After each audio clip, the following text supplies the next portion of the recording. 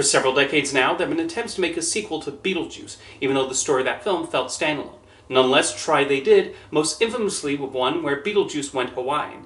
It has now finally reached screens with Beetlejuice Beetlejuice, which continues Tim Burton's love for the macabre, along with his high energy and admiration for old-school special effects. The result is a worthy sequel that successfully shows what Lydia Deetz has been up to, and best of all provides Michael Keaton plenty of opportunity to go nuts as that trickster demon up to no good. Beetlejuice Beetlejuice really does feel like classic Tim Burton in many ways, but it never feels like he's repeating himself. While the temptation was likely there to make this a retread of the first film, Burton has proven to be a filmmaker not interested in just making the same film twice. While they throw in a few references, the script also takes the characters to new territory as Lydia deals with being a mother and the continuing effect of seeing ghosts everywhere. She has become someone struggling with her knowledge of the afterlife, and Winona Ryder nicely slips back into that role and shows Lydia's evolution since she was that goth teenager.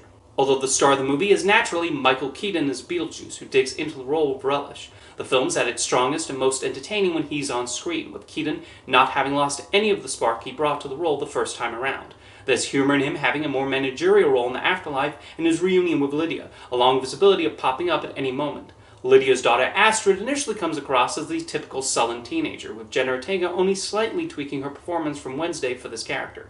However, the story then takes Astrid to an interesting place. The film also finds a clever way to get around the Jeffrey Jones issue regarding his character Charles Deetz. Monica Bellucci's role as a woman in search of Beetlejuice does end up feeling inconsequential and takes time away from the other storylines in the movie.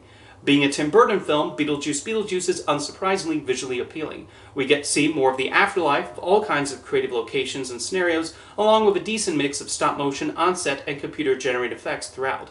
It's also difficult not to smile upon hearing Danny Elfman's iconic theme play over the opening titles, with an epic new orchestration. Beetlejuice Beetlejuice features so much of that Tim Burton trademark mix of goofiness and macabre and becomes another delightful entry in his filmography. The first movie remains one of his most imaginative works, and the sequel feels like a proper continuation, checking in on this family and this wacky demon decades later. The energy is there throughout the film, with the actors completely understanding these characters and the world they live in. There's an investment in seeing Lydia navigate these new challenges, as well as Beetlejuice causing trouble in his own ways. It's a reminder of what makes Tim Burton a filmmaker who's managed to craft his own style, and why he remains such a fascinating director as he brings these unusual worlds to life.